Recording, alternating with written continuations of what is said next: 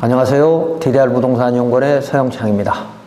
이번 시간에는 토지투자가치분석 49번째 공장의 진입로가 없어졌습니다.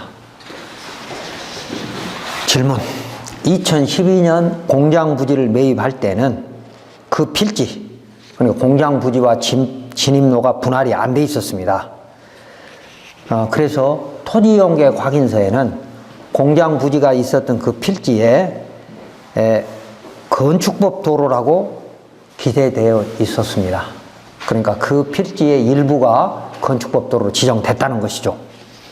그런데 그 공장 부지를 분할하면서, 그러니까 한 필지를 진입로와 두 필지의 공장으로 분할하면서 그 진입로를 소유자, 그러니까 원소유자가 기부 체납하기로 했는데 그 원소유자가 파산을 했습니다. 그래서 파산된 후에 공매가 돼가지고 공매된 후에야 내 공장 부지가 건축법 도로가 아닌 타인 소유 도로에 접했다는 것을 알게 됐습니다. 해결책은 무엇인가요? 자, 답변입니다. 원소유자로부터 사용 승낙을 받아서 공장을 준공했다면, 그때는 등기가 내 앞으로 안 돼 있었으니까요. 그래서 공장 부지도 공장 허가가 난 후에 내가 등기를 내 앞으로 넘겼고, 진입로는 그때 분할이 안 돼 있었기 때문에 사용낙을 받아서 이제 공장을 준공할 수밖에 없었는데, 그랬다면 당연히 그 진입로에 대한 통행권이 있죠. 그런데 그 필지가 분할되면서 진입로가 건축법 지정도로에서 제외되었다면 내 통행권이 있는지 다음과 같이 확인해야 할 겁니다. 그러니까 매수할 때 당시에는 건축법 도로라고 지정이 돼 있었기 때문에 당연히 소유권과 상관없이 공도라고 생각을 했었죠. 그런데 한 필지를 세 필지로 나누어서 공장 두 개가 되고 진입로 하나가 남았는데 그걸 세 개로 분할한 후에는 갑자기 없어져 버렸어요. 건축법 지정도로 부분이 없어졌어요. 자, 그리고 다음과 같이 검토해야 할 거다. 첫 번째는 공법에 따라 소유자의 배타적 사용수익권의 제한을 검토하는 것입니다. 이곳은 중공업지역이고 지구단위 계획구역이면서 지적 제조사 사업이 완료된 것이라고 토지연계 확인서에 나옵니다. 먼저 지구단위 계획구역이란 기반시설인 공로를 충분히 확보하는 것이 제일 중요한 것이므로, 그러니까 지구단위 계획을 수립하는 목적이 첫 번째거든요. 기반시설을 충분히. 그 중에서도 도로가 제일 중요한 거죠. 그래서 도시지역에서 지구단위 계획구역을 지정하면서, 중공업지역이니까 도시지역이지 않습니까? 도시지역에서 지구단위 계획을 지정하면서 내부 도로는 어떻게 결정했는지, 현재 지금 지구단위 계획으로 결정이 돼 있으니까 말입니다. 확인할 필요가 있습니다.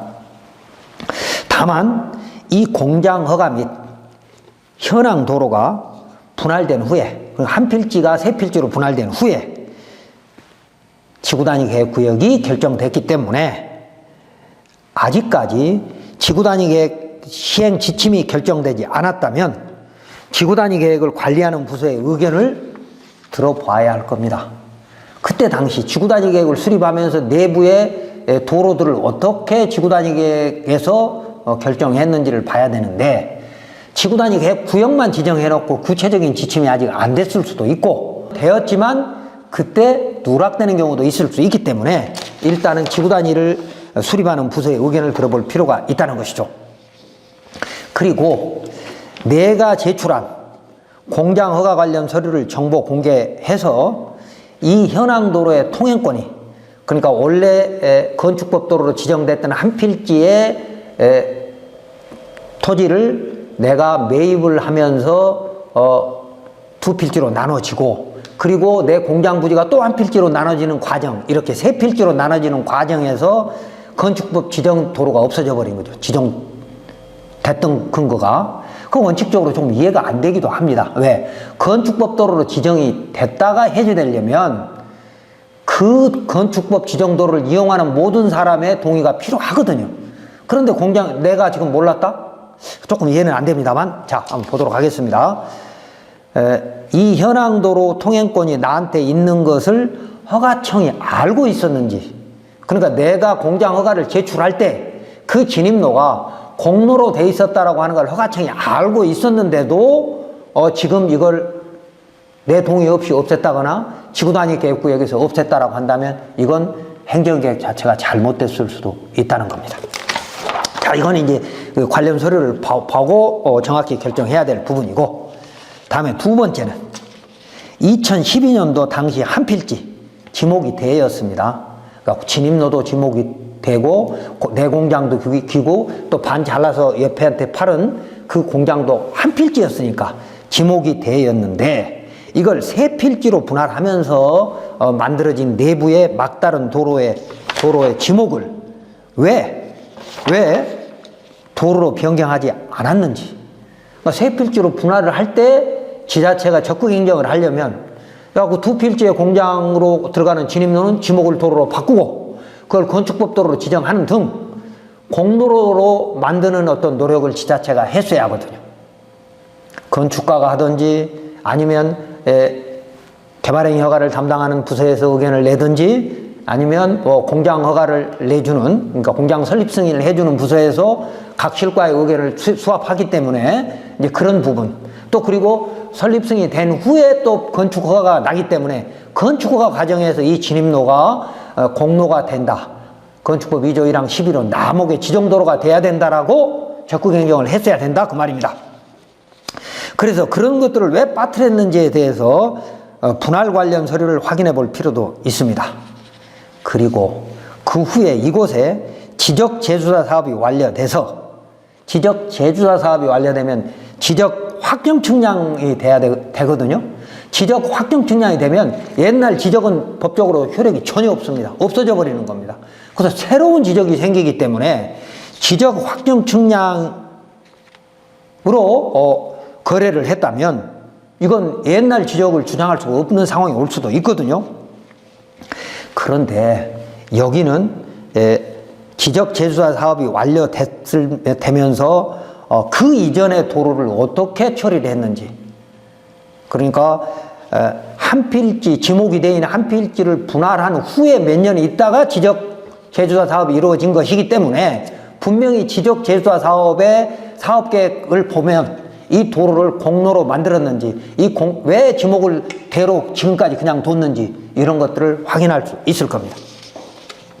자, 2012년에 제정된 지적제조사법, 지적제조사 지구란 일제강점기의 동경축지계를 세계축지계로 바꾸고 당시 낙후된 측량 기술로 만들어진 도의 지적 때문에 국토의 15%가 지적공부와 실제 현황이 달라서 생긴 주민들 간의 분쟁을 해결하기 위해서 지금 수치지적 GPS를 통한 수치지적을 만들면서 토지를 정형화하고 건축물에 저축됐다면, 경계가, 지적의 경계가 건축물에 저축됐다면 그걸 건축물에 맞게 그 저축을 해소하고, 그 다음에 맹지가 있다면, 그런데 지적상으로는 맹지지만 실제로는 현황도로가 있다면 그 맹지를 해소하는 것까지 하는 사업이 지적제조사 사업입니다. 그러니까 지적제조사 사업의 세 가지 특징, 토지 정형화, 맹지 해소, 현실 경계 확정, 이런 것들이 지적제조사법을 만들어서 지적제조사 사업을 하는 목적입니다. 그래서 그때 당시 서류에서 이 막다른 도로가 공로가 왜 되지 못했는지, 또는 공로임을 입증할 증거들이 그 안에 있을 수 있다는 겁니다. 다음 세 번째, 도시계획 시설 도로의 실효 및 재지정에 대한 판단입니다.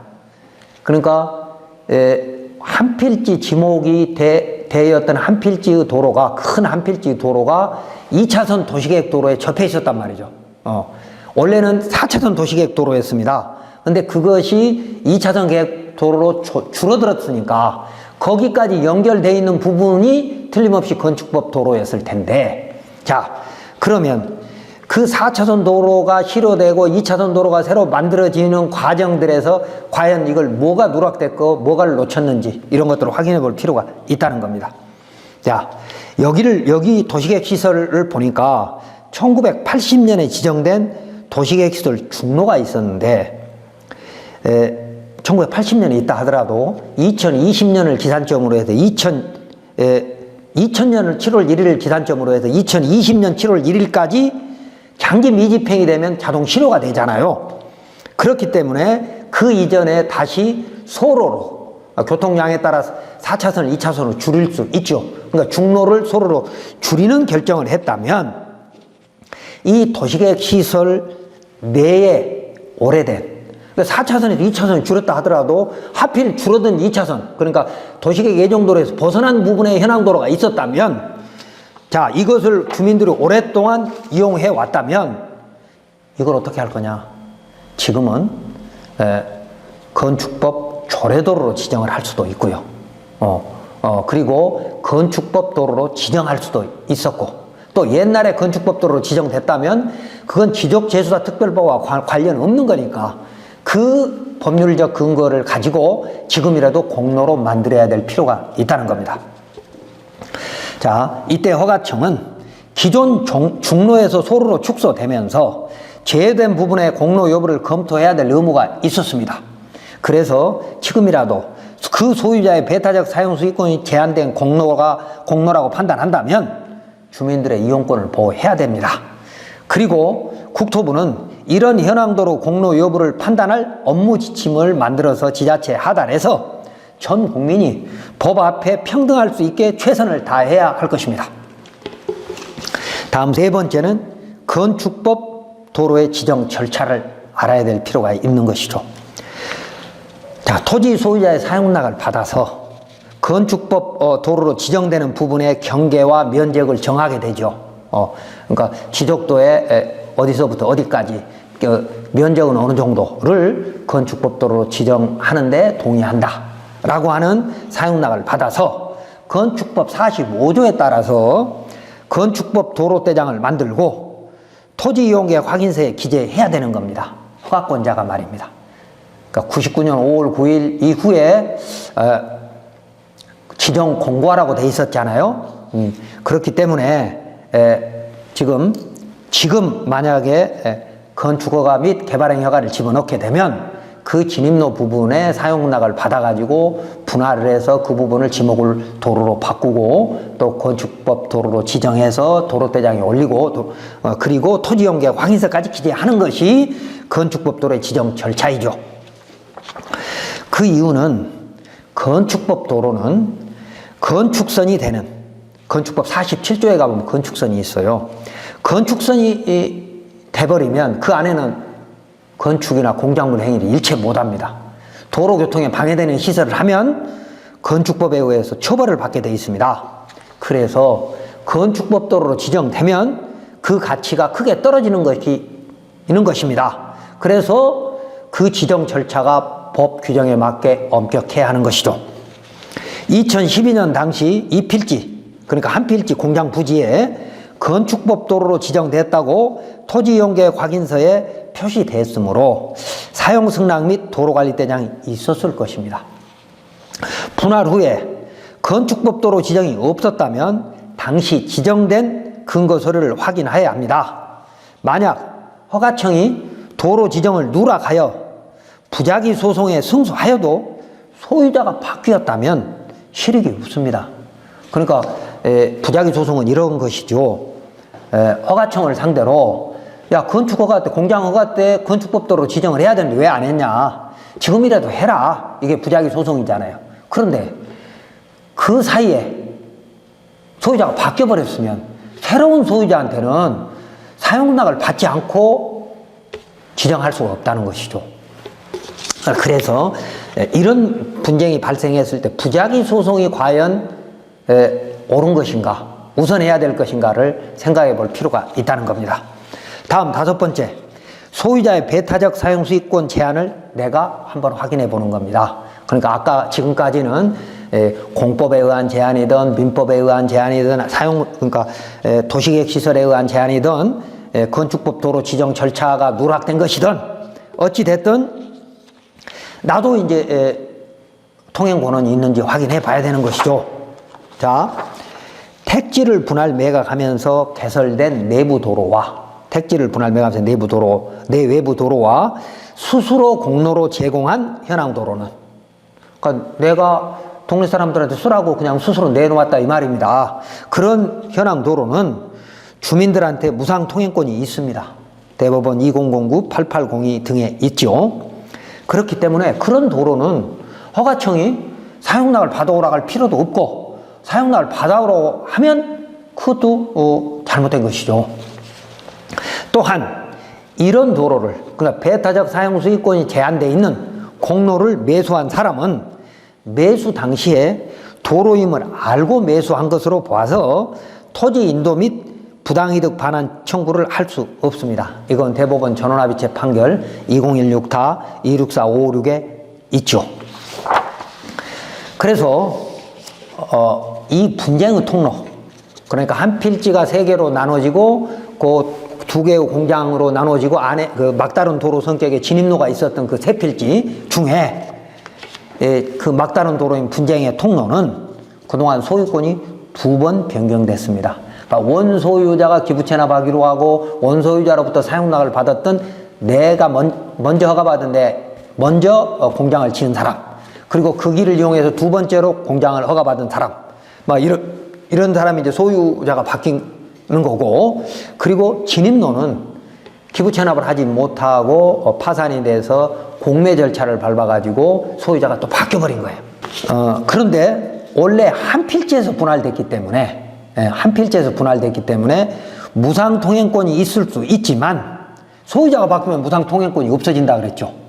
민법 220조에. 그래서 그러니까 내 공장 부지의 소유자가 바뀌거나 아니면 도로의 소유자가 바뀌거나, 그러니까 포유지 뭐 피포유지 뭐 그렇게 표현하죠. 그러니까 누구 양쪽 어느 쪽이라도 소유자가 바뀌어버리면 무상 통행권이 없어지고, 다만 219조에 의한 유상 통행권으로 이제 다퉈봐야 되는 것입니다.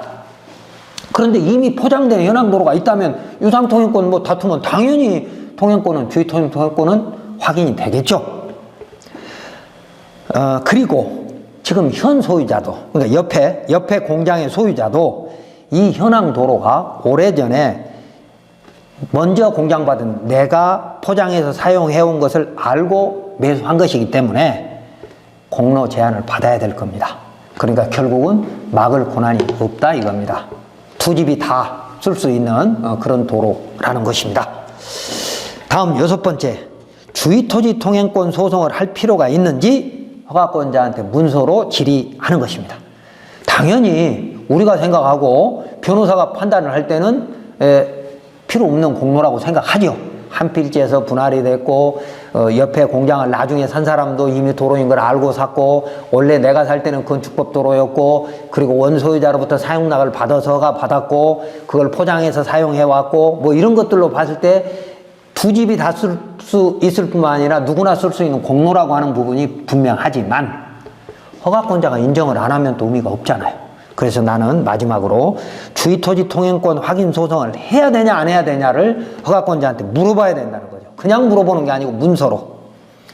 원소유자가 기부 체납하기로 했더라도 당시 기부 체납한 근거 서류가 없다면 허가청은 현 소유자로부터 사용락을 받아야만 건축법도로 지정할 수 있는 것입니다. 소유자가 바뀌어버렸으니까. 그러므로 당시 내 공장과 옆 공장의 설립 승인 및 건축 허가를 신청하면서 제출했던 각종 허가 관련 서류를 통해서 이 도로의 배타적 사용 수익권의 제한 여부를 확인해야 합니다. 이때 허가청이 추후 건축 허가에서 이 통로를 공로로 판단해서 사용락 없이 허가할 수 있다면 굳이 지금 이웃들을 상대로 주의토지 통행권 소송할 필요가 없는 거죠. 그래서 일단은 허가권자에게 이 도로가 공로냐 아니냐, 또는 나한테 통행권이 있냐 없냐를 문서로 물어봐야 된다는 거죠. 그렇게 물어보기 위해서는 사전에 정보공개 등을 통해서 내 허가 서류, 옆집 허가 서류, 원래 건축법도로 지정됐던 서류, 여러 가지 서류들을 다 모아서 종합적으로 질문을 해야죠. 그럼 이런 도로는 공로이고 나한테 통행권은 있으니 사용락이 필요 없는 거 아니냐라고 질의를 하면 답변이 있겠죠, 군청에서. 그럼 이제 그 군에서 답변해 준 결과에 따라서 이제 내 가치는 제대로 살아나는 거죠. 그러니까 지목이 도로가 아니고 제3자의 토지를 하더라도 이미 그 도로가 누구나 사용할 수 있는 그런 공로이라면 또는 내 통행권은 있다라고 허가권자가 판단한다면 굳이 새로운 허가를 넣거나 아니면 사전심사를 하거나 아니면 토지 소유자를 상대로 주의토지 통행권 소송을 할 필요가 없다는 것입니다. 자, 이번 시간 정리하면 공장은 국가 및 지자체의 지원 사업이므로 사도법의 사도 개설 등 여러 가지 특혜가 있습니다. 그러므로 지자체는 당초 건축법 도로로 지정된 근거 서류를 찾아서 이 현황 도로가 사유라도 공법과 민법 그리고 대법원 판례 법리에 따라 배타적 사용 수익권이 제한된 공로임을 판단하여 국민의 불편을 해소하는 적극 행정을 해야 할 것입니다.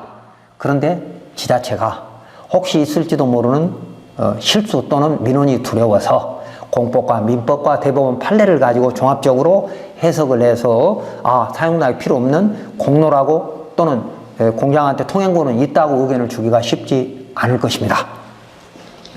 여기서 이제 공법이란 건축법, 개발행위허가, 지구단위 계획, 지적재주사 사업 등에서 허가권자에게 위임된 권한을 말하고 부동산 공법이란 말입니다. 민법이란 공장 소유자가 원소유자로부터 사용락을 받은 통행권원을 말하며 대법원 판례 법리란 2019년 1월 24일 전원합의체 판결을 말하는 것입니다.